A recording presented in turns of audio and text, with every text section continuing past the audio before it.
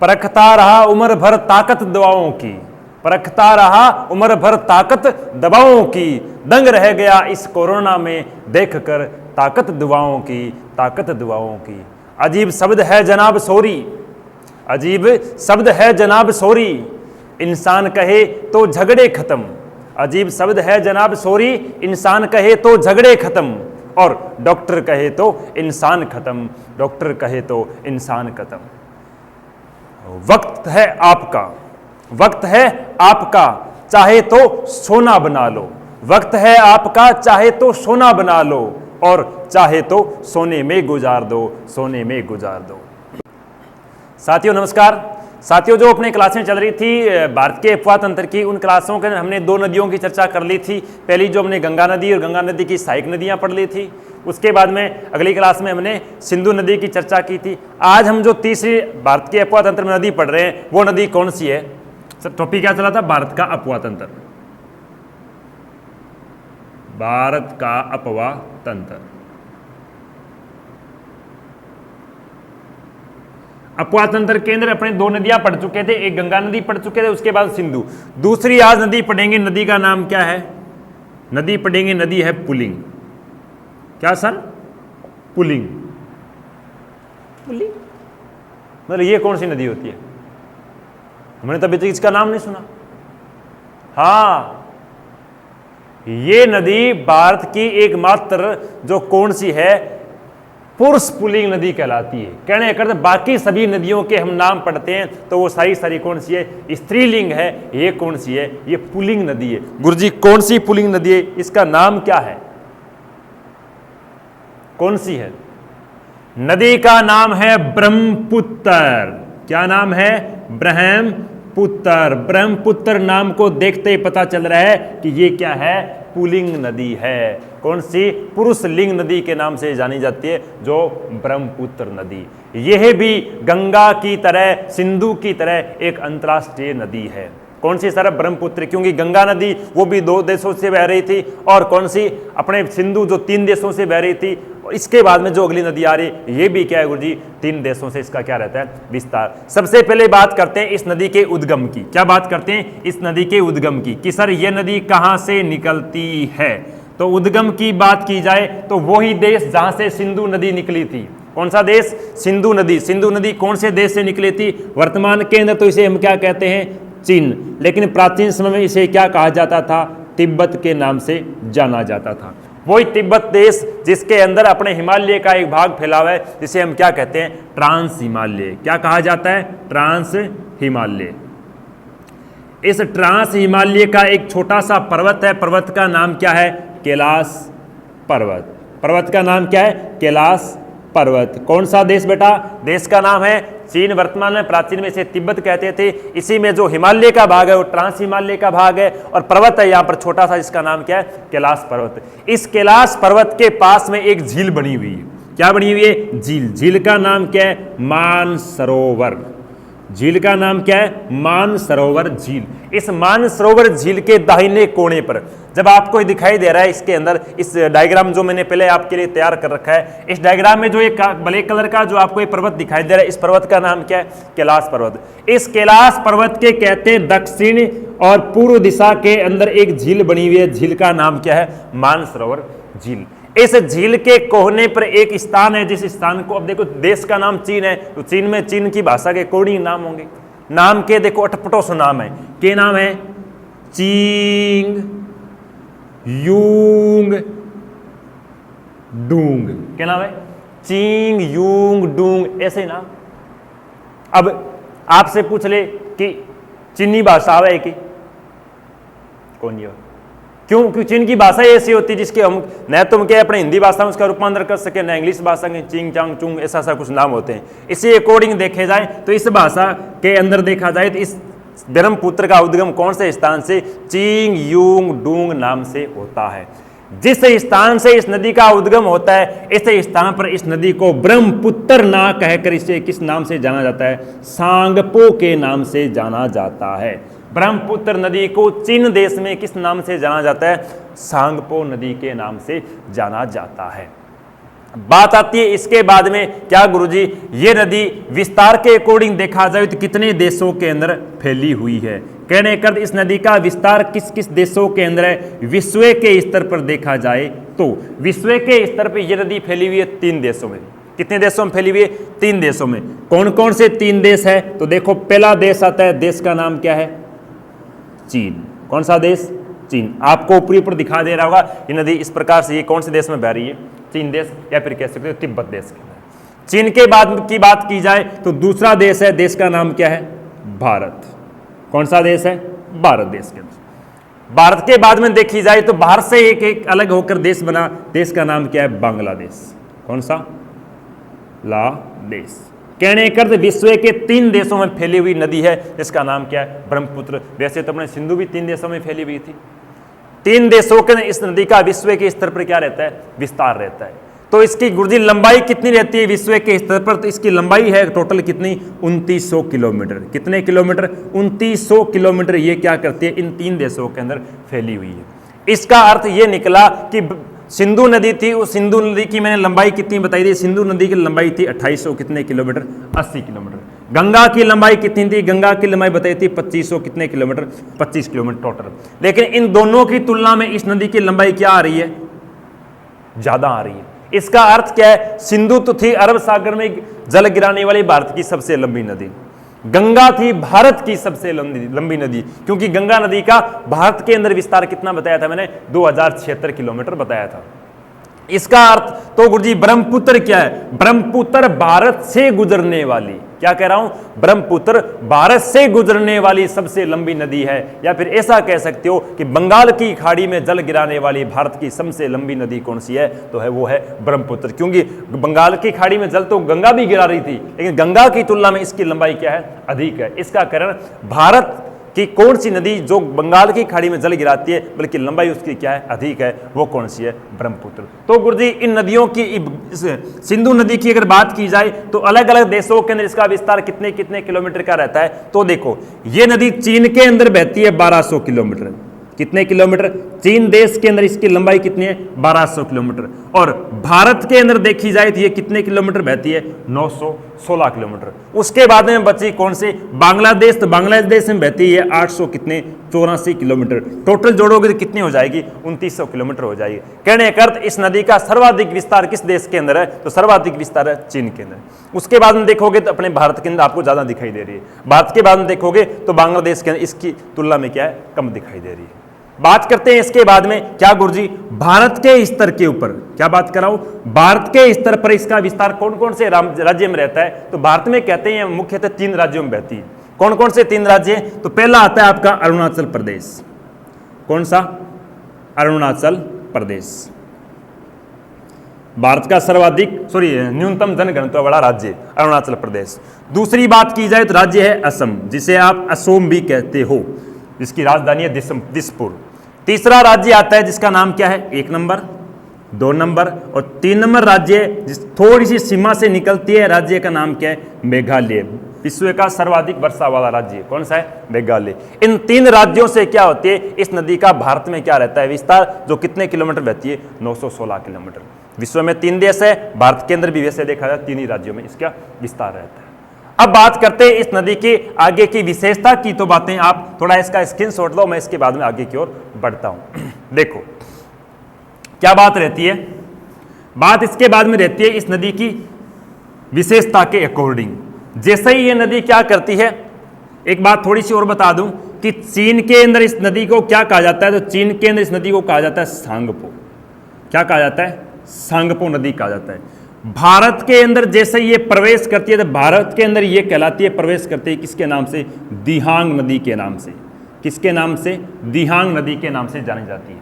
और भारत के कौन से राज्य में? ये तो अरुणाचल प्रदेश है, लेकिन भारत के कौन से राज्य में जैसे ये असम राज्य में प्रवेश करती है तो असम राज्य में ये किसके नाम से जानी जाती है? ब्रह्मपुत्र के नाम से जानी जाती है। केवल असम राज्य एक के अंदर इसे ब्रह्मपुत्र कहते हैं, लेकिन जैसे ही ये नदी कहां? बांग्लादेश में ये प्रवेश कर जाती है। किस देश में? बांग्लादेश में जैसे ये प्रवेश कर जाती है उसके बाद में ये कहलाती है क्या? पद्मा के नाम से। वो जमुना के नाम से, पद्मा के नाम से। और पद्मा के बाद में जैसे जमुना इसके साथ मिलती है उसके बाद में किसके नाम से जानी जाती है? उसके बाद में इसे कहते हैं मेघना के नाम से। किसके नाम से? मेघना के नाम से। एक नदी नाम अनेक। नदी क्या है? एक, जैसे हमने गंगा की पढ़ा था, पहले जाह्नवी, फिर भागीरथी, उसके बाद में क्या है गंगा, फिर गंगा, और गंगा के बाद में हमने क्या हुगली। इस प्रकार से गंगा के हमने कई नाम पढ़े। इसी प्रकार देखे थे ब्रह्मपुत्र को चीन में सांगपो के नाम से। उसके बाद में क्या है, भारत के अरुणाचल प्रदेश में इसे दिहांग के नाम से पुकारते हैं। असम में इसे किसके नाम से? ब्रह्मपुत्र के नाम से। उसके बाद में बांग्लादेश में प्रवेश करती है पद्मा के नाम से, और बांग्लादेश में प्रवेश करने के बाद में जैसे पद्मा और जमुना दोनों मिलती है तो क्या कहलाती है? मेघना के नाम से कहलाती है। अब बात करते हैं इस नदी की विशेषता की चर्चा। तो देखो बात क्या रहती है इसके बाद में। अब आपको मैं इस नदी के ऊपर ले चलता हूं। देखो यह है आपकी मानसरोवर झील। इस मानसरोवर झील से जैसे ही नदी निकलती है तो कहते हैं सर्प के आकार में बहने के कारण इसे चीन में सांगपो के नाम से जाना जाता है। किसके कारण? सर्प के आकृति के अनुसार बहने के कारण इस नदी को चीन देश में किस नाम से? सांगपो के नाम से जाना जाता है। जैसे ही भारत के अंदर प्रवेश करती है तो भारत के अंदर यहां पर एक राज्य है, प्रवेश किस राज्य से करती है? तो प्रवेश करती है अरुणाचल प्रदेश राज्य से। किस राज्य से? अरुणाचल प्रदेश राज्य से। अरुणाचल प्रदेश राज्य का एक दर्रा, दर्रे का नाम क्या है? नामचा बरुआ। नामचा बरुआ। कौन से दर्रे से प्रवेश करती है? तो नामचा बरुआ दर्रे से क्या करती है? प्रवेश करती है। जैसे ही ये नदी भारत के अंदर प्रवेश करती है, प्रवेश करते ही कहते हैं इसके साथ भूटान से एक नदी आके मिलती है। क्या करती है? भूटान से एक नदी आकर मिलती है, और इस सांगपो और किसका?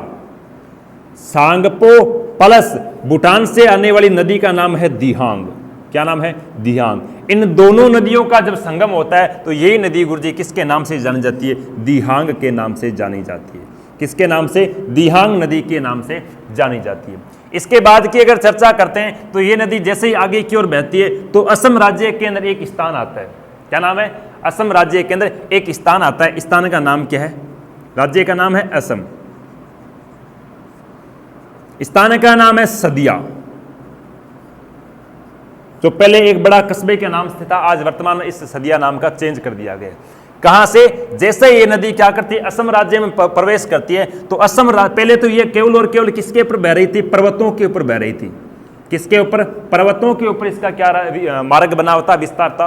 लेकिन जैसे ही असम राज्य के कौन से शहर के अंदर सदिया शहर के पास पहुंचती है तो जब सदिया शहर में सर्वप्रथम किसने प्रवेश करती है? मैदानी भाग में क्या करती है?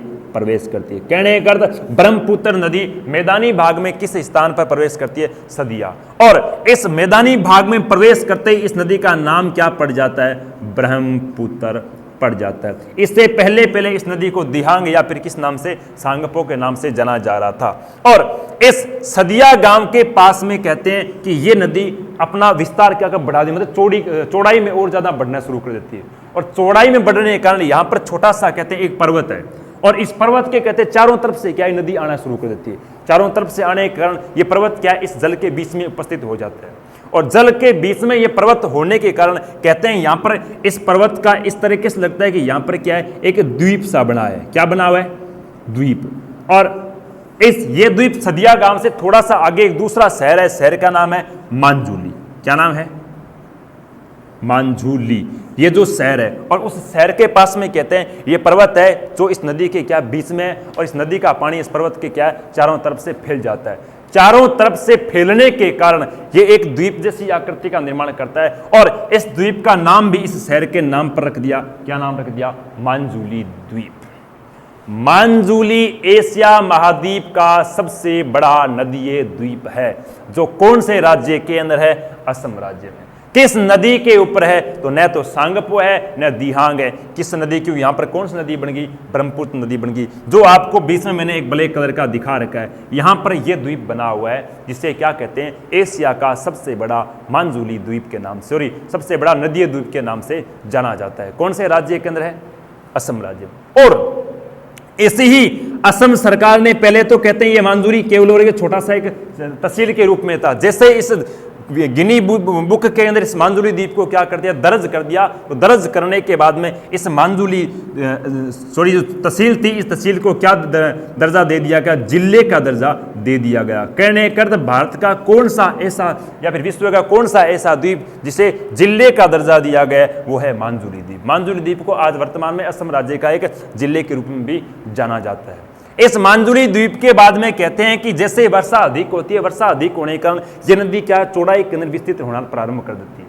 असम राज्य के अंदर कहते हैं इस नदी की चौड़ाई है वो कितने किलोमीटर, वर्षा ऋतु में कहते हैं ये 10 किलोमीटर तक चौड़ाई में फैल जाती है। इतनी चौड़ाई 10 किलोमीटर कोई नदी है कि समुद्र है? हाँ, हकीकत में असम राज्य के अंदर इसकी चौड़ाई 10 किलोमीटर तक हो जाती है। इसके ऊपर अभी पिछले साल मोदी जी ने क्या है, इसके सबसे बड़े लंबे पुल का निर्माण भी किया है। सड़क पुल था जो विश्व का सबसे लंबा सड़क पुल, इसके नदी 10 किलोमीटर लंबा बनाया गया है नदी को पार करने के लिए। तो 10 किलोमीटर चौड़ाई में बहने वाली भारत की क्या विश्व की सबसे बड़ी नदी है, वो कौन सी है?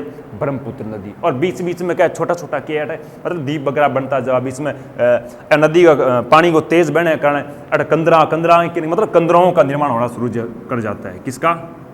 कंदराओं का। कंदराओं किन्हें कहते हैं बेटा? कंदरा कहते हैं छोटा छोटा खड्डा बन जाए पानी में, मतलब गुफा बन जाए, कहने का उन्हें क्या कहते हैं? कंदराएं कहते हैं। तो भारत की ऐसी कौन सी नदी सर्वाधिक कंदराओं का निर्माण करती है, वो भी कौन सी है? ब्रह्मपुत्र नदी। कौन से राज्य के अंदर? असम राज्य का। इस सदिया से लेकर कहां तक हम बात करते हैं, इस असम राज्य का एक दूसरा शहर है, शहर का नाम है धुबरी। क्या नाम है? धुबरी। सदिया से लेकर धुबरी के मध्य कहते हैं इस नदी के ऊपर एक राष्ट्रीय जलमार्ग का निर्माण भी किया गया। कहने का इन दोनों शहरों के बीच की दूरी लगभग 400-500 किलोमीटर है। तो इनके मध्य नावों से लोग क्या करते हैं? आवागमन करते हैं। अपन छोटे मोटे माल का इस जो हाथों से चलने वाली, मोटर चलने वाली नाव इस नदी के अंदर क्या करती है? 12 महीने तक चलती रहती है। तो भारत का दूसरा राष्ट्रीय जलीय मार्ग कौन सा है? तो हम ब्रह्मपुत्र नदी पर क्या करते हैं? चर्चा करते हैं। सदिया से लेकर धुबरी तक इस नदी को क्या कहा जाता है? ब्रह्मपुत्र नदी के नाम से जाना जाता है। जैसे ही ये क्या करती नदी कहां से, इस धुबरी नामक स्थान से किसके अंदर प्रवेश करती है? बांग्लादेश में प्रवेश करती है। तो बांग्लादेश में प्रवेश करते ही इस नदी का नाम क्या बदल जाता है? पद्मा। क्या इस नदी को, ब्रह्मपुत्र नदी को बांग्लादेश में किस नाम से जाना जाता है? पद्मा के नाम से जाना जाता है। इधर से कौन सी जो गंगा नदी आ रही थी, ये गंगा नदी जैसे बांग्लादेश में प्रवेश करती है तो किस नाम से जानी जाती है? जमुना के नाम से जानी जाती है। इधर से गंगा बांग्लादेश में प्रवेश करते जमुना, इधर से ब्रह्मपुत्र बांग्लादेश में प्रवेश करते क्या कहलाई? पद्मा। जैसे पद्मा और जमुना दोनों के दोनों क्या है? बांग्लादेश में मिल गई। मिलने के बाद में ये दोनों नदियां क्या है? न तो पद्मा रही, न रही कौन सी? जमुना। और दोनों का नाम बदलकर इसके बाद में इसको क्या कहा गया? मेघना के नाम से जाना गया। किसके नाम से? पद्मा और जमुना दोनों ही जैसे बांग्लादेश में प्रवेश की, तो प्रवेश करते ही किसके नाम से जानेगी? मेघना के नाम से जानेगी। इसका अर्थ हो गया कि बांग्लादेश में ब्रह्मपुत्र नदी को किस किस नाम से जाना जाता है? पहला तो पद्मा और दूसरा किस नाम से हो गया? मेघना के नाम से जाना जाता है। अब इसकी कुछ सहायक नदी है, उन सहायक नदियों की चर्चा करता हूं। देखो ये आप अपने एग्जाम पॉइंट ऑफ व्यू से जो बातें करनी थी वो मैंने कर ली। आगे की ओर देखो, मैं बढ़ता हूं। देखो क्या कहा मैंने कि इसके बाद में हम बात करते हैं इनकी कुछ सहायक नदियां हैं। तो देखते हैं कि इसकी उत्तर दिशा से मिलने वाली कौन कौन सी सहायक नदी है और दक्षिण दिशा से मिलने वाली कौन कौन सी सहायक नदी है। तो देखो इसका स्क्रीनशॉट ले लिया आपने। आगे की ओर बढ़ते हैं। बात आती है सबसे पहले दक्षिण दिशा से मिलने वाली सहायक नदियां भारत के अंदर। दक्षिणी दिशा से मिलने वाली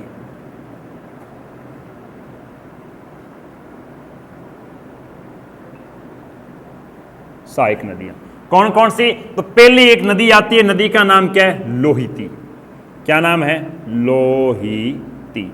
ये लोहिती नदी कहते हैं कि उत्तर में कहां से? नागालैंड और अरुणाचल प्रदेश की सीमा से आकर किसके साथ? असम राज्य में ये ब्रह्मपुत्र के साथ आकर मिल जाती है। और जहां पर लोहिती मिलती है वहीं पर कहते हैं एक दूसरी नदी जिसको कहते हैं बूढ़ी दियांग।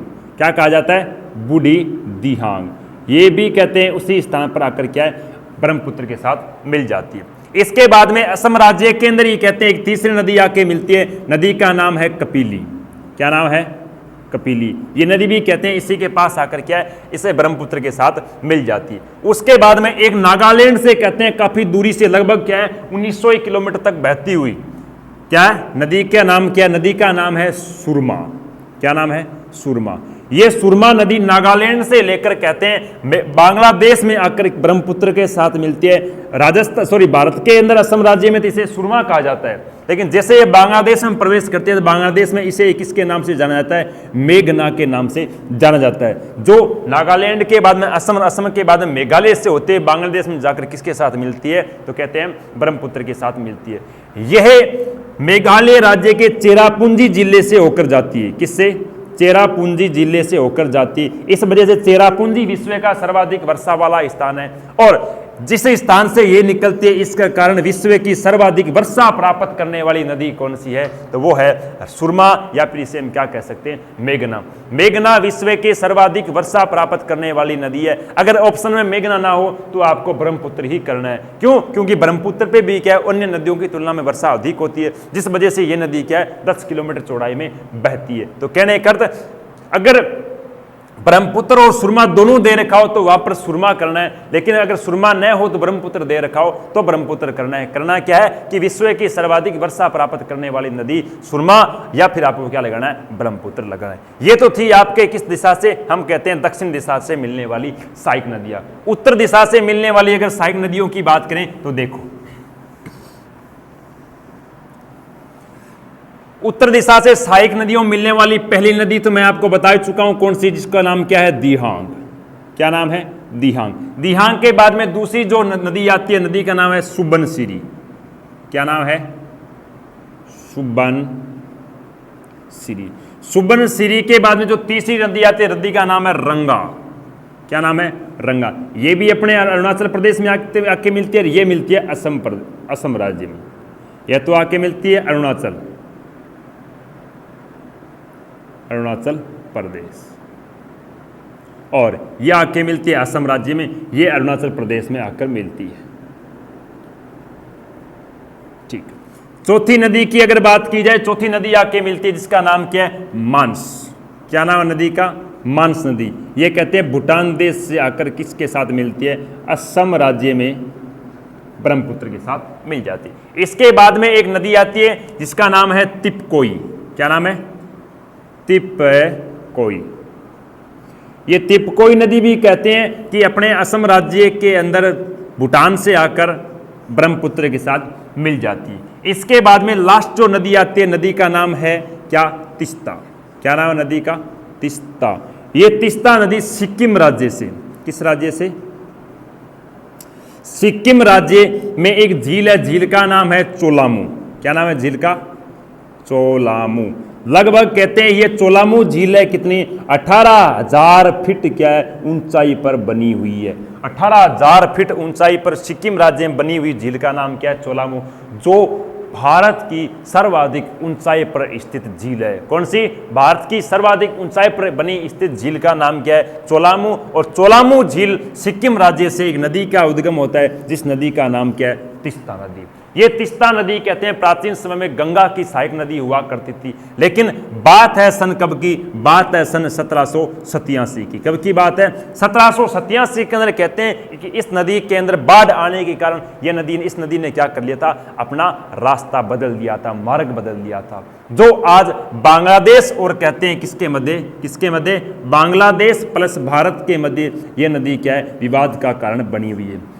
ब्रह्मपुत्र की ऐसी कौन सी सहायक नदी जो भारत व बांग्लादेश के मध्य विवाद का कारण बनी हुई है? तो वो कौन सी है? तीस्ता नदी। क्योंकि तीस्ता नदी पर कुछ छोटी मोटी परियोजनाएं बना रखी है, जिस परियोजनाओं के माध्यम से बांग्लादेश और असम राज्य के अंदर कुछ सिंचाई के लिए हम पानी ने रोक रखा है, जिस वजह से बांग्लादेश कहता है कि इस नदी का पानी पूर्णतः हमें छोड़ा जाए, क्योंकि ऊपर मानसरोवर झील के अंदर जो ग्लेशियर पिघल पानी की क्या भरपूर मात्रा है, जिस वजह से पानी इसके अंदर अत्यधिक मात्रा में रहता है। तो भारत वाले इस पानी का उपयोग लेना चाहते हैं, लेकिन बांग्लादेश कह रहा है कि इस पानी का उपयोग नहीं ले सकते, जिस वजह से भारत व बांग्लादेश के मध्य इस नदी का क्या बना हुआ है? विवाद का कारण बना। ये थी आपकी क्या है? ब्रह्मपुत्र नदी। इसके बाद में हम पढ़ेंगे, वो क्या पढ़ेंगे? हम पढ़ेंगे दक्षिणी भारत की नदियां। कौन सी नदियां पढ़ेंगे? दक्षिणी भारत की नदियां पढ़ेंगे। देखो इस नदी के बाद में बातें करते हैं अगली।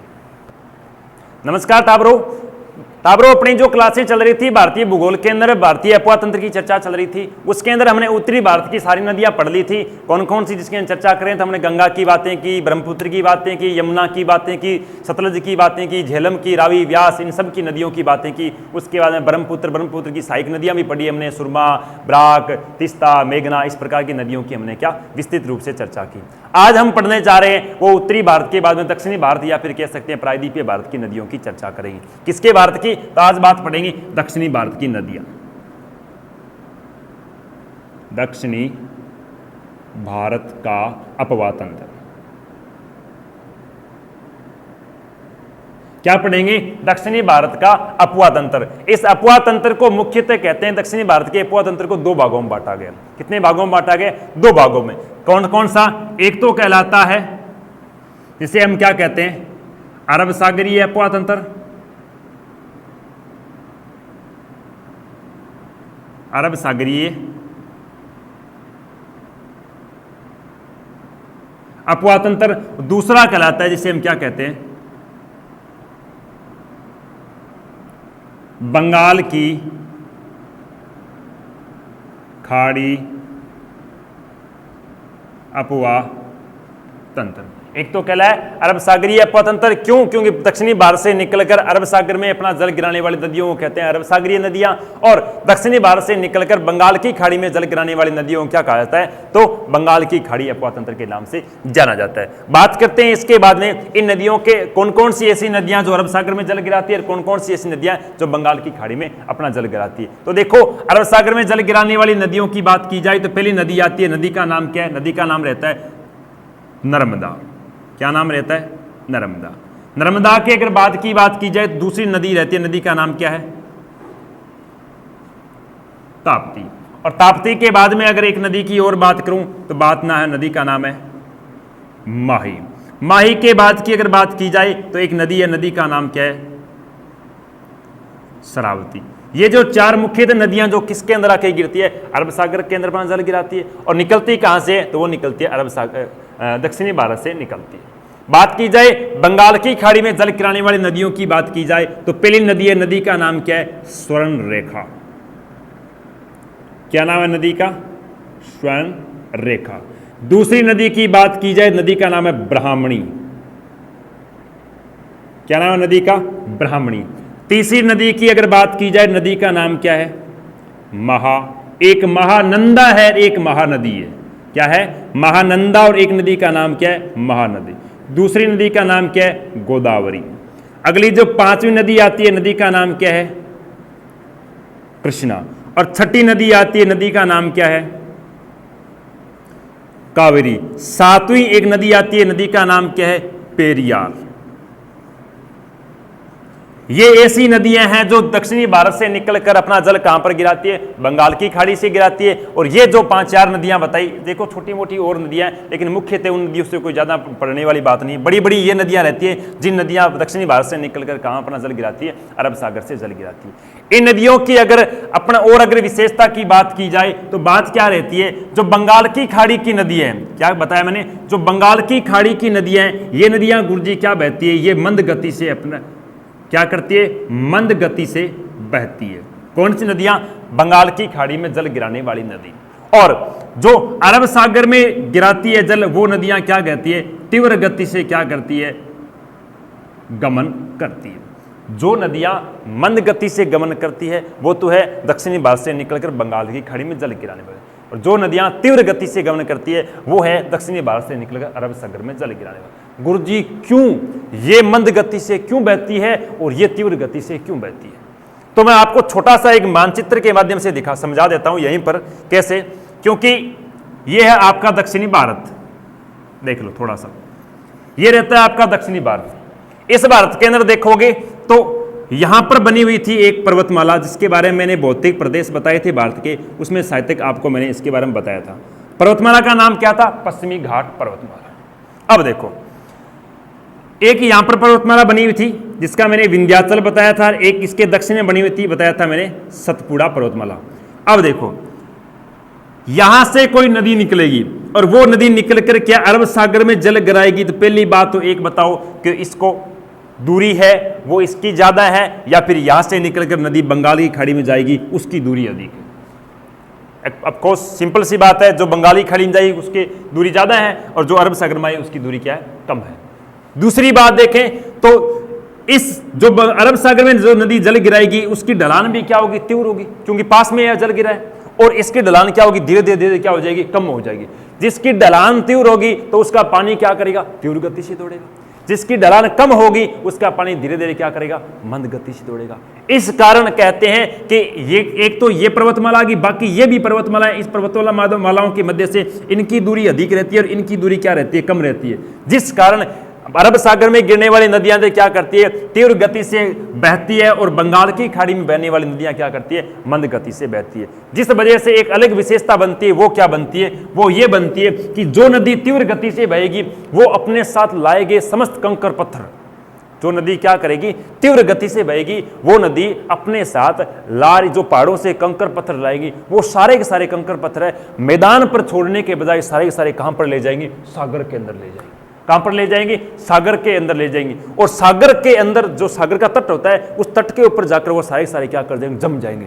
कंकर पत्थर जो भी मर्दा वगैरह लेके आई है, या फिर जीव जंतु, पेड़ों के पत्तियां वगैरह कुछ भी लाई, वो सारे सारे क्या सागर की तट या किनारे पर जाकर क्या कर जाएंगे, जम जाएंगे, या सागर के अंदर जाकर क्या कर जाएंगे, जम जाएंगे। जिस स्थान पर जाकर सागर के अंदर वो कंकर पत्थर जमेंगे, उस स्थान की जो आकृति का निर्माण होगा उसे कहा जाता है क्या, ज्वार नद मुख। क्या कहा जाता है, ज्वार नद मुख। या फिर इसका दूसरा नाम रहता है, वो रहता है एस्चुरी। क्या कहता है, एस्चुरी। कहने का अर्थ यह आता है कि कौन सी नदियां ज्वार नद मुख या फिर एस्चुरी का निर्माण करती है। तो कहने का अर्थ बंगाल अरब सागर में जल गिराने वाली नदियां ज्वार नद मुख या फिर एस्चुरी का निर्माण। एस्चुरी की जगह इसको एक्सचुरी भी कहते हैं कुछ जगह, एक्सचुरी। तो एक्सचुरी या एस्चुरी का निर्माण करने वाली कौन सी नदियां हैं, तो आपके सामने दिख रही है। नर्मदा किसका निर्माण करती है, एक्सचुरी का। ताप्ती किसका निर्माण करती है, एक्सचुरी का। माही किसका निर्माण करती है, एक्सचुरी का। श्रावती किसका निर्माण करती है, एक्सचुरी का।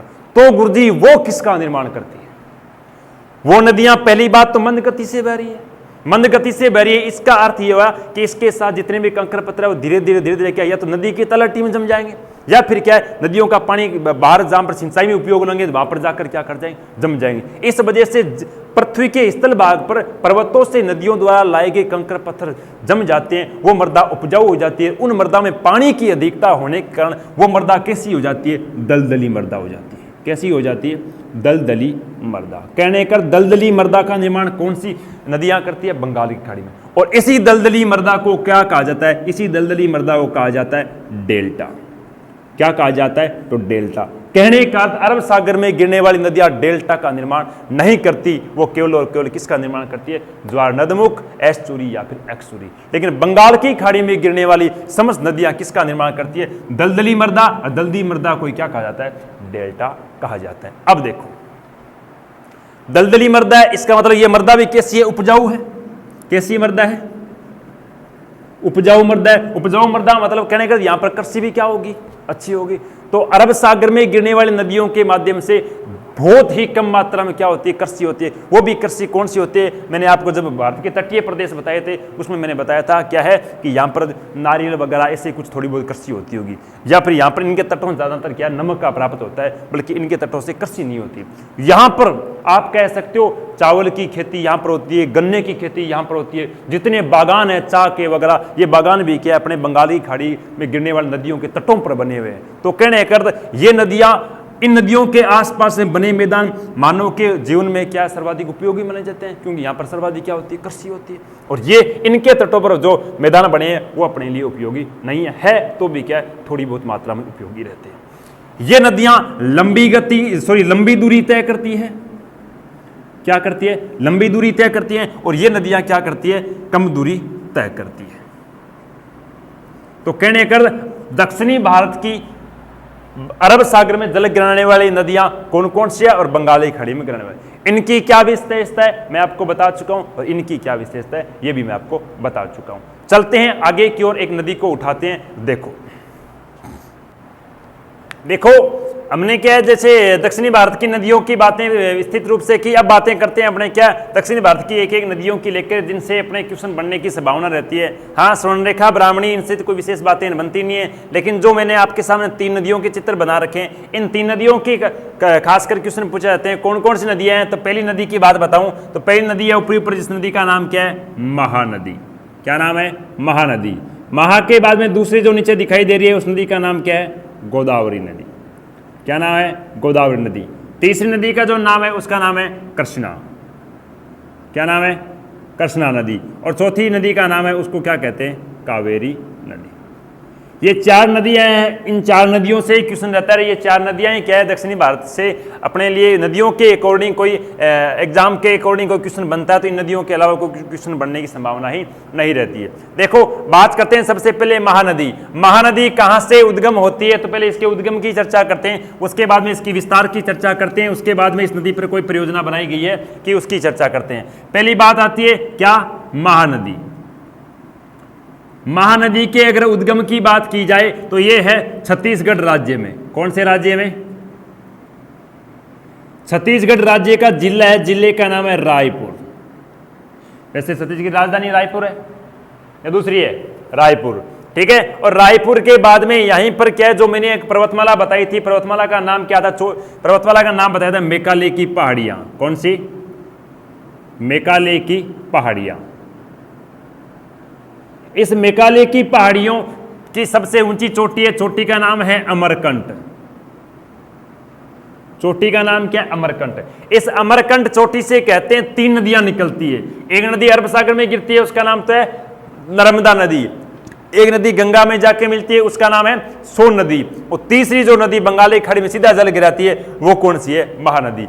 ये कहते हैं कहां से, छत्तीसगढ़ के रायपुर जिले में मेकाले की पहाड़ियों से अमरकंटक चोटी से निकलती है। और इस नदी के अगर विस्तार की बात की जाए तो ये नदी कौन से राज्य में बहती है, तो ये मुख्यतः पहला राज्य तो आपका हो ही गया, कौन सा, छत्तीसगढ़।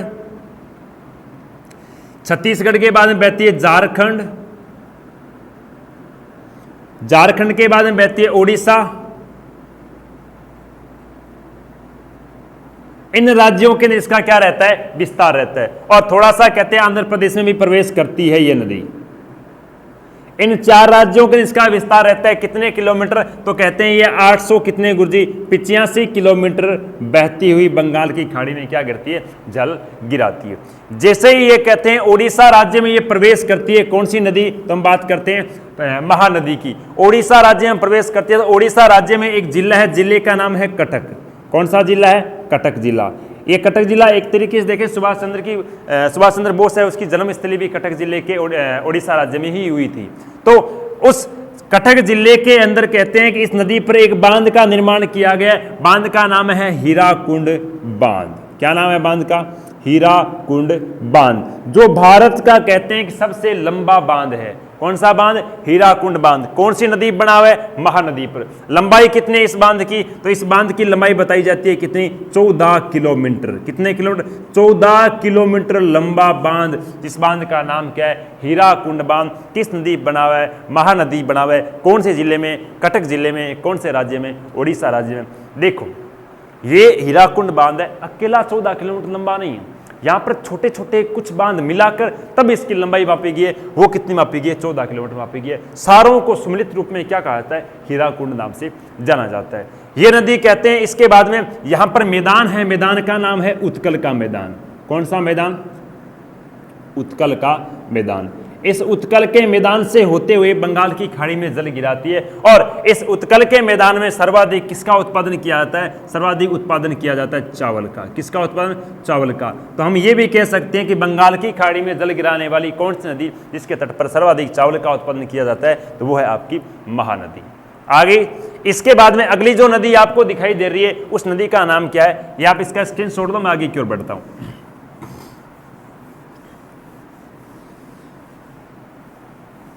दूसरी जो नदी आ रही है, नदी का नाम क्या है, नदी का नाम है गोदावरी। क्या नाम है नदी का, गोदावरी। गोदावरी नदी के अगर उद्गम की बात की जाए तो यह उद्गम होती है महाराष्ट्र में। किस राज्य में, महाराष्ट्र राज्य में। महाराष्ट्र राज्य में कौन सी पर्वतमाला से बात करते हैं? पश्चिमी घाट पर्वतमाला से। पश्चिमी घाट पर्वतमाला। पश्चिमी घाट पर्वतमाला पर एक पहाड़ी है, पहाड़ी का नाम है त्रिम्बक की पहाड़ियां। त्रिम्बक की पहाड़ियां। इन पहाड़ियों से एक नदी का उद्गम होता है, इसे क्या कहा जाता है? गोदावरी नदी कहा जाता है। अगर इस नदी के विस्तार की बात की जाए तो ये नदी किस राज्य से किस राज्य की ओर बहती है? तो सबसे पहले तो आपको दिख ही रहा है कौन सा राज्य? महाराष्ट्र। कौन सा राज्य? महाराष्ट्र। महाराष्ट्र के बाद में ये बहती है कहाँ? कर्नाटका में। किस राज्य में? कर्नाटका। कर्नाटका के बाद में बहती है छत्तीसगढ़। किस राज्य में? छत्तीसगढ़। और छत्तीसगढ़ के बाद में ये बहती है आंध्र प्रदेश। इन 4 राज्यों में बहती हुई किसके अंदर गिर जाती है?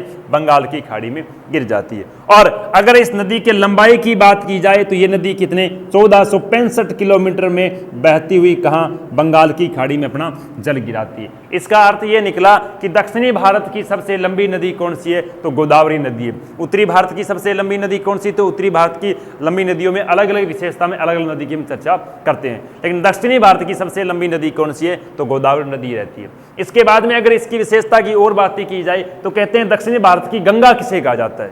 उत्तरी भारत की गंगा तो आपको पढ़ा चुका हूं, लेकिन दक्षिणी भारत की गंगा किसे कहा जाता है? तो वो है अपने गोदावरी नदी।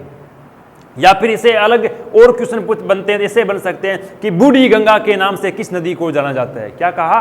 बूढ़ी गंगा के नाम से किस नदी को जाना जाता है? तो वो बूढ़ी गंगा रहती है अपने गोदावरी नदी को ही बूढ़ी गंगा के नाम से जाना जाता है। अब बात आती है कि इस नदी पर कौन कौन सी परियोजना बनी हुई है? तो इस नदी पर मुख्यतः 3 परियोजना बनी हुई है। कितनी परियोजना बनी हुई है? 3 परियोजना। 2 तो बनी हुई है आंध्र प्रदेश के अंदर, 1 परियोजना बनी हुई है। वो किसके अंदर बनी हुई है? वो अभी वर्तमान में कहते हैं तेलंगाना बन गया, उसकी सीमा पर बनी हुई है।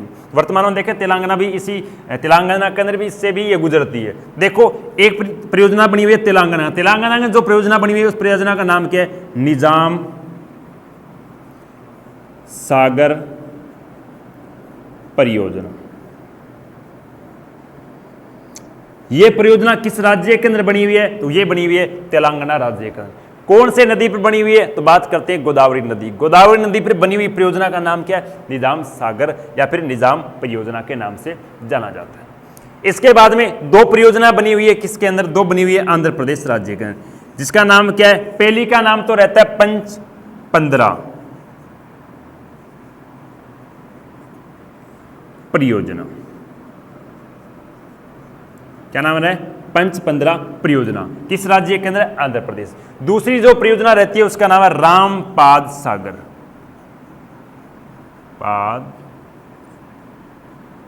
सागर परियोजना।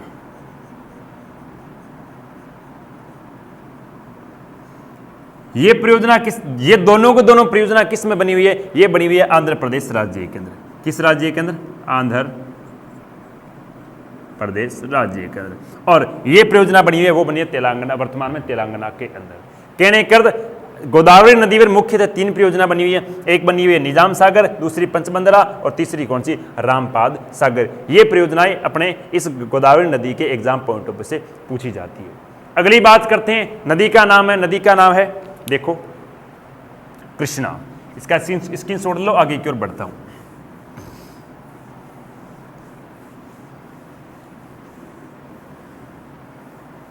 बात करते हैं अगली नदी की। नदी का नाम क्या है? कृष्णा। 4 नंबर पे, सॉरी 3 नंबर, कृष्णा नदी। कृष्णा नदी के अगर उद्गम की बात की जाए तो इसके उद्गम कहां से होता है? उद्गम होता है इसका कर्नाटका राज्य, सॉरी महाराष्ट्र से। महाराष्ट्र वही पर्वतमाला, नाम क्या है? पश्चिमी घाट।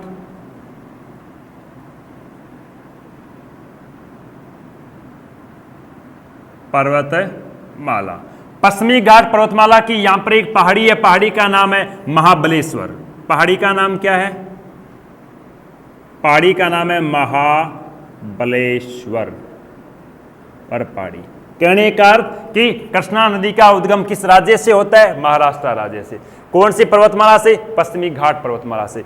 कौन सी पहाड़ी से? महाबलेश्वर की पहाड़ी से। और ये भी नदी कौन से इसके विस्तार की चर्चा करें तो कौन से राज्य के अंदर बहती है? तो देखो इसका विस्तार रहता है, पहला तो आपका आ गया महाराष्ट्र, महाराष्ट्र के बाद में ये बहती है कौन से राज्य में? कर्नाटका के अंदर। कर्नाटका के बाद में रहती है तेलंगाना, और तेलंगाना के बाद में रहती है आंध्र प्रदेश। इन राज्यों में बहती हुई किसके अपना जल गिरा देती है? बंगाल की खाड़ी में। इस नदी की अगर लंबाई की बात की जाए तो इस नदी की लंबाई रहती है गुरुजी कितनी? 1400 किलोमीटर। कहते हैं कि दक्षिणी भारत की दूसरी सबसे लंबी नदी कौन सी है? तो वो रहती है आपकी कृष्णा। पहली कौन सी थी? गोदावरी। गोदावरी की लंबाई 1465 थी, इसकी लंबाई कितनी है? 1400 किलोमीटर रहती है। इस नदी की अगर इस नदी पर कुछ परियोजनाएं बनी हुई है, उन परियोजना के अकॉर्डिंग इसकी विशेषता की देखिए चर्चा तो क्या रहती है? देखो आप इसका स्क्रीनशॉट लो, इसके बाद मैं इसकी विशेषता पर चर्चा करता हूं। देखो बात क्या रहती है? बात यह रहती है कि इस नदी पर कुछ परियोजनाएं बनी हुई है।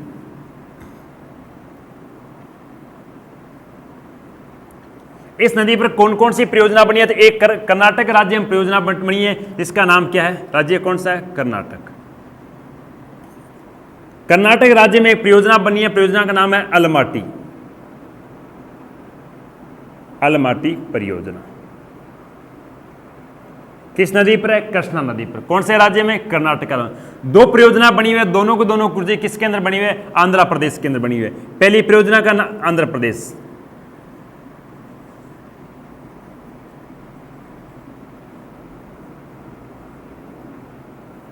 आंध्र प्रदेश। आंध्र प्रदेश में एक पहली परियोजना बनी है जिसे कहते हैं श्री सेलम परियोजना। क्या कहते हैं? श्री सेलम परियोजना। और दूसरी परियोजना बनी है उसे कहते हैं नागार्जुन परियोजना, नागा अर्जुन सागर परियोजना।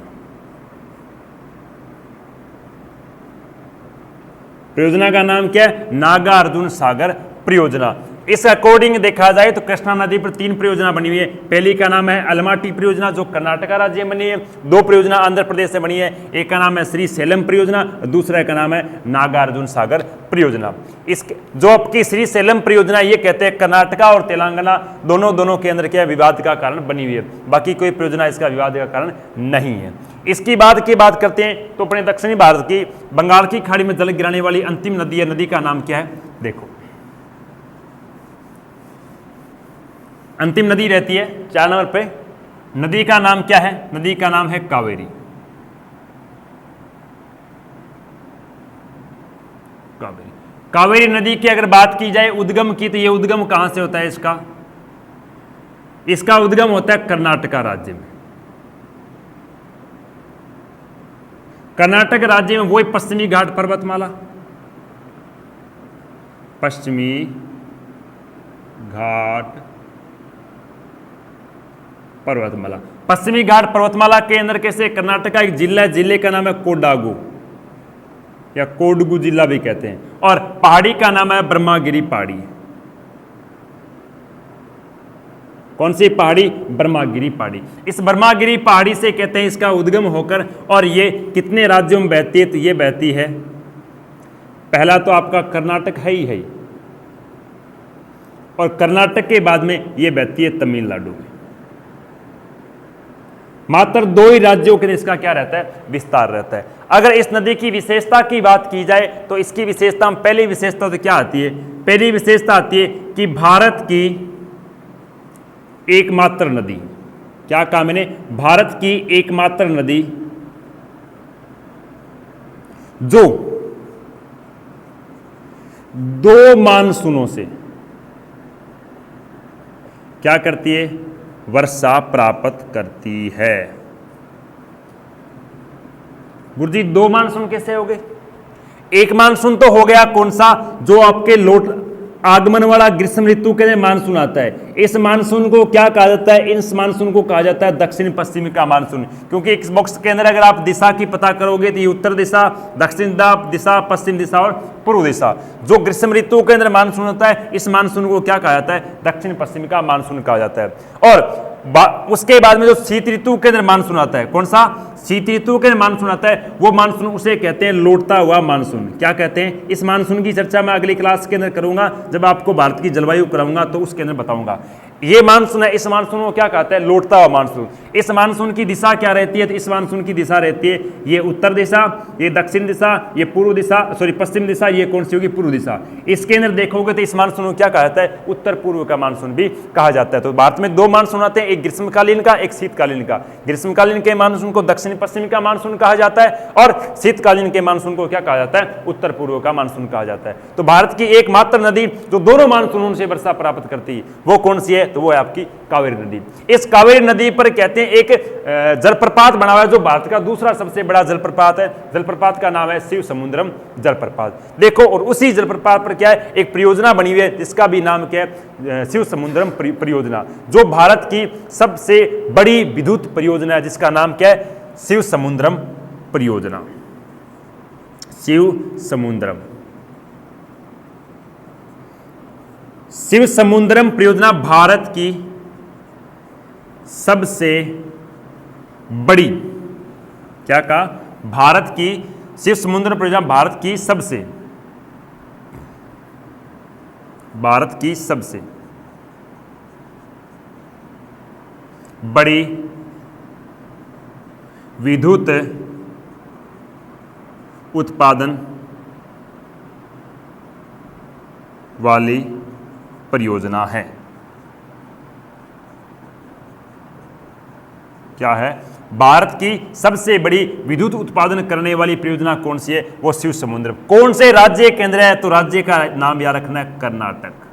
कौन सा राज्य? कर्नाटक राज्य के अंदर स्थित शिव समुद्रम जलाशय के अंदर बनी परियोजना को क्या कहा जाता है? शिव समुद्रम परियोजना ही कहा जाता है, जो भारत की सबसे बड़ी परियोजना है। ये थी आपकी बंगाल की खाड़ी में जल गिराने वाली प्रमुख नदियां। एक नदी बची है लास्ट, इस नदी का नाम क्या है? थोड़ी सी बता देता हूं आपको। नदी का नाम है पेरियार। क्या नाम नदी का? पेरियार। तो यहां कहते हैं कि इसी कर्नाटक की सीमा से निकलकर और कहां? तमिलनाडु में बहती हुई किस खाड़ी में? ये गिरती है मन्नार की खाड़ी में। कौन सी खाड़ी में? मन्नार की खाड़ी में गिरने वाली एकमात्र भारत की नदी है। नदी का नाम है पेरियार। क्या नाम है? पेरियार। मन्नार की खाड़ी में गिरने वाली एकमात्र नदी है पेरियार, जो कर्नाटक से होते हुए और किस में गिर जाती है? अपने मन्नार की खाड़ी में गिर जाती है। ये थी आपकी बंगाल की खाड़ी में गिरने वाली दक्षिणी भारत की नदियां। इसके बाद में बची है अरब सागर में गिरने वाली नदियों, उसकी चर्चा करते हैं। देखो दक्षिणी भारत के अंदर बंगाल की खाड़ी के अंदर गिरने के बाद में आगे की जो नदियों की चर्चा कर रहे हैं वो कर रहे हैं हम अरब सागर में गिरने वाली नदियों की। अरब सागर में गिरने वाली नदियों के अंदर 3 नदियां हैं जो अपने एग्जाम पॉइंट ऑफ व्यू से क्या अपने लिए इंपॉर्टेंट रहती है। वो कौन कौन सी नदी है? पहली नदी है, नदी का नाम क्या है? पहली नदी का नाम है माही। क्या नाम है नदी का? माही नदी। इस माही नदी की राजस्थान के अकॉर्डिंग देखा जाए तो बहुत इसकी चर्चा रहती है, लेकिन भारत के अकॉर्डिंग देखते हैं तो इसकी थोड़ी सी कम रहती है। इससे 2-3 क्वेश्चन बनते हैं, वो बनते हैं भारत के अकॉर्डिंग, लेकिन राजस्थान के अकॉर्डिंग इसके काफ़ी क्वेश्चन बनते हैं। पहली बात तो यही करते हैं कि सर माही नदी का उद्गम कहाँ से होता है? क्या कहा मैंने? माही नदी का उद्गम किस राज्य से होता है? तो इसका होता है मध्य प्रदेश राज्य में। कहने का अर्थ एमपी, मध्य प्रदेश राज्य से इसका उद्गम होने के बाद में ये बहती मध्य प्रदेश में कौन सी पहाड़ी? तो ये जो आपको दिखाई दे रहा है यहाँ पर बीच में, एक ऊपर पर्वतमाला दिखाई दे रही है, एक नीचे पर्वतमाला दिखाई दे रही है। इन पर्वतमालाओं के मध्य से एक उत्तर से नदी बह रही है, एक बीच में से बह रही है और एक दक्षिण के अंदर से बह रही है। जो मध्य प्रदेश के अंदर जो पर्वतमाला फैली हुई है उस पर्वतमाला का नाम है विंध्याचल पर्वतमाला। क्या नाम है? विंध्याचल पर्वतमाला। विंध्याचल पर्वतमाला के अंदर कहते हैं यहां पर जो जिला है, जिले का नाम है धार जिला। कौन सा? धार जिले से कहते हैं एक नदी का उद्गम होता है, उसे क्या कहते हैं? माही नदी। ये भारत के 3 राज्यों से बहती है। इसका विस्तार कितने राज्यों के अंदर है?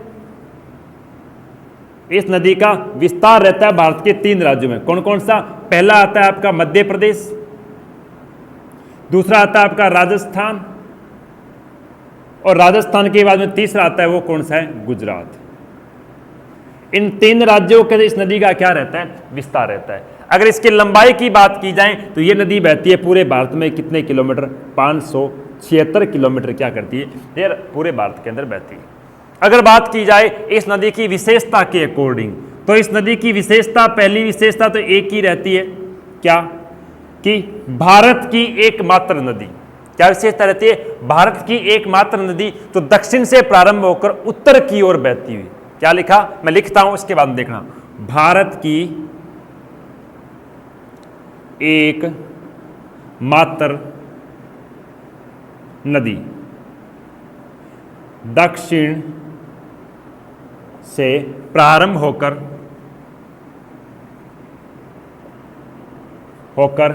उत्तर की ओर बहती हुई पुनः दक्षिण में क्या जल गिराने वाली नदी माही है। क्या लिखा मैंने?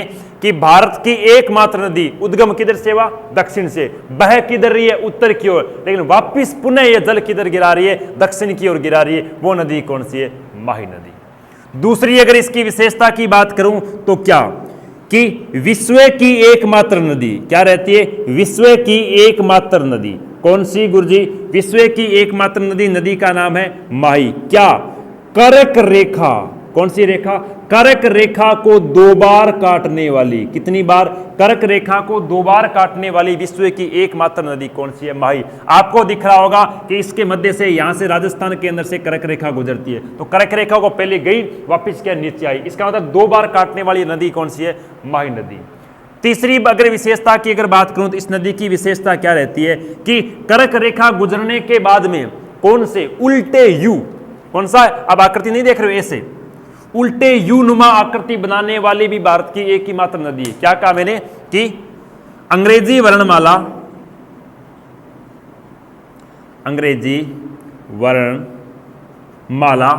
के उल्टे यू नुमा आकृति बनाने वाली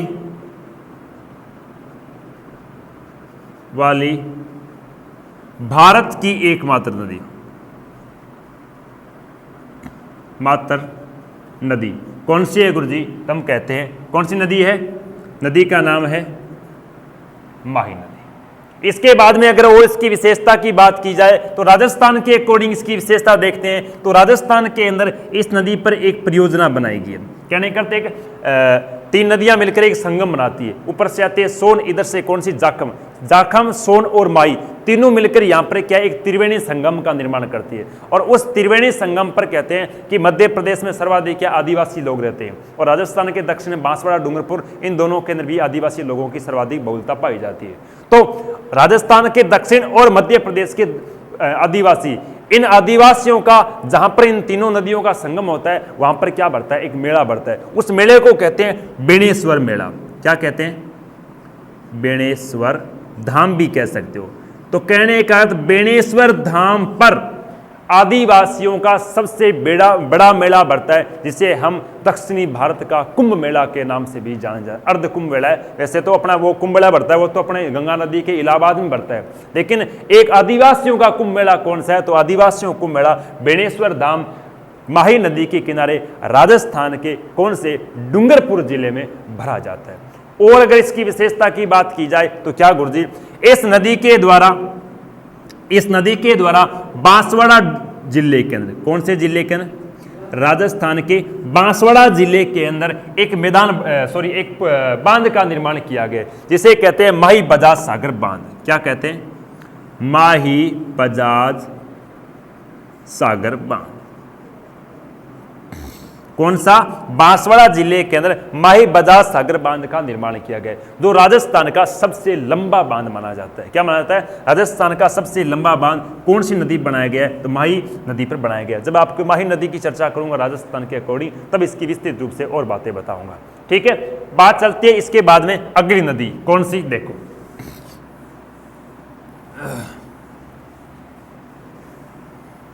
इसके बाद में जो दूसरी नदी आती है, नदी का नाम क्या है? नदी का नाम है नर्मदा। क्या नाम है? नर्मदा नदी। सर नर्मदा नदी का उद्गम कहां से होता है? तो नर्मदा नदी का उद्गम होता है वही राज्य कौन सा? छत्तीसगढ़। छत्तीसगढ़ का वही स्थान रायपुर। रायपुर में वही पर्वतमाला कौन सी? मैकाली की पहाड़ियां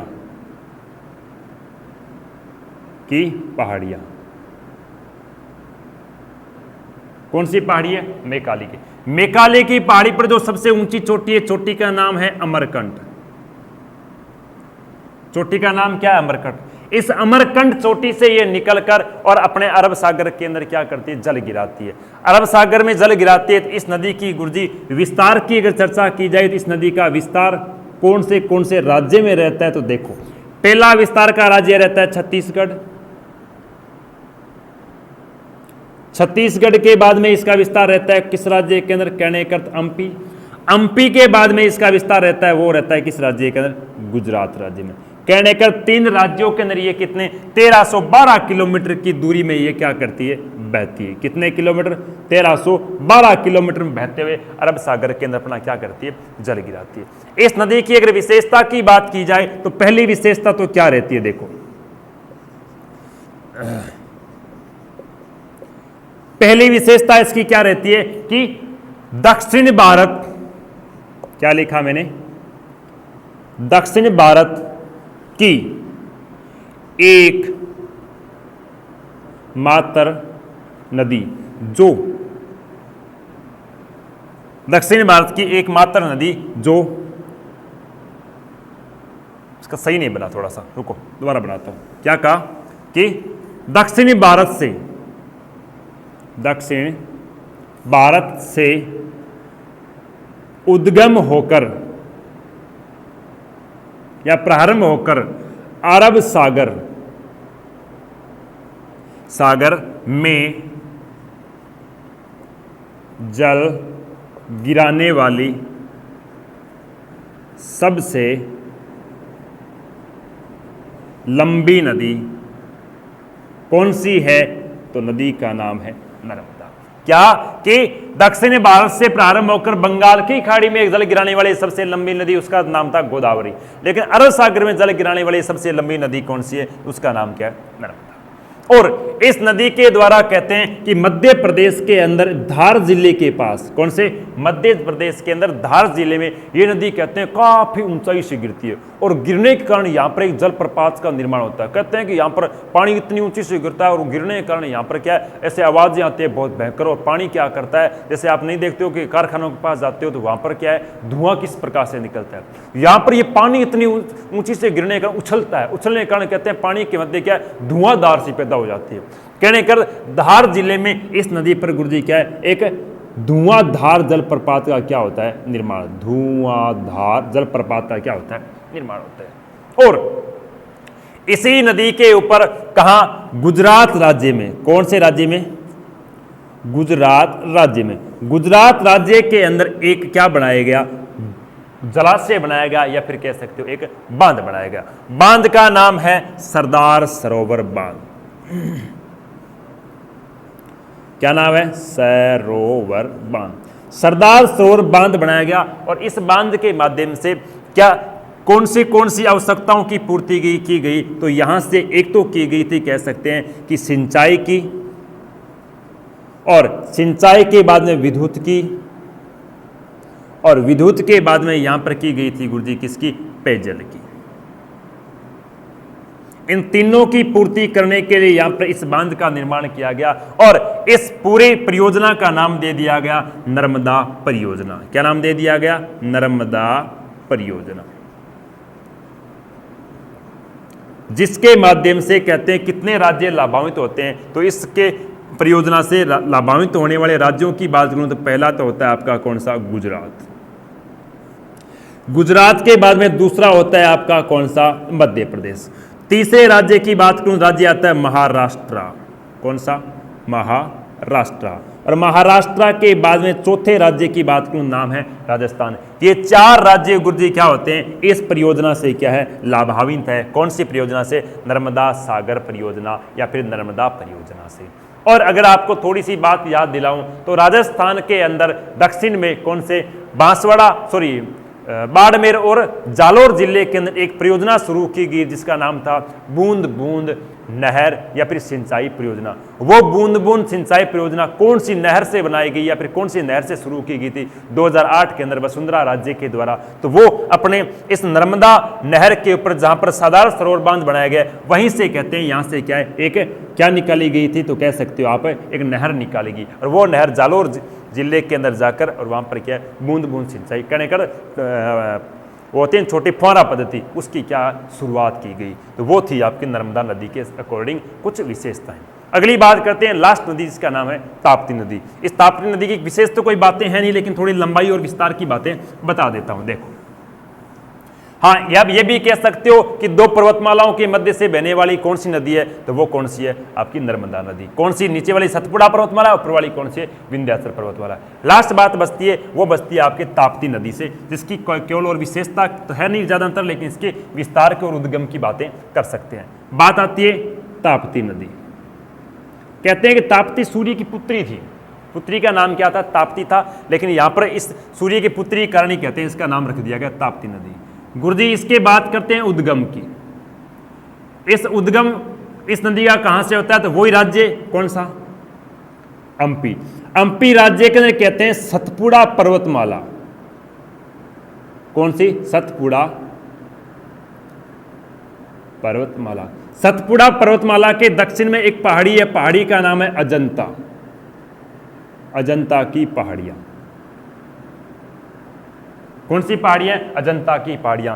इस अजंता की पहाड़ियों से इस नदी का उद्गम होता है। और ये गुरुजी कितने राज्यों में, तो हम कह सकते हैं इसका विस्तार रहता है मुख्यतः 3 राज्यों में। पहला तो आपका आ गया एमपी, दूसरा आ गया आपका महाराष्ट्र, और तीसरा राज्य आ गया जिस राज्य का नाम क्या है, गुजरात। इन 3 राज्यों में बहती हुई कितनी 724 किलोमीटर में इस क्या है लंबाई में ये बहती है। और इस नदी की विशेष तो कोई विशेषता है नहीं, लेकिन ये कह सकते हो कि दक्षिणी भारत में बहने वाली दक्षिणी भारत से उद्गम होकर अरब सागर में गिरने वाली दूसरी सबसे लंबी नर्मदा के बाद में कौन सी रहती है, तो वो रहती है आपकी ताप्ती नदी। ये थी आपके भारत की नदियों के टॉपिक्स या भारत की नदियों की चर्चा।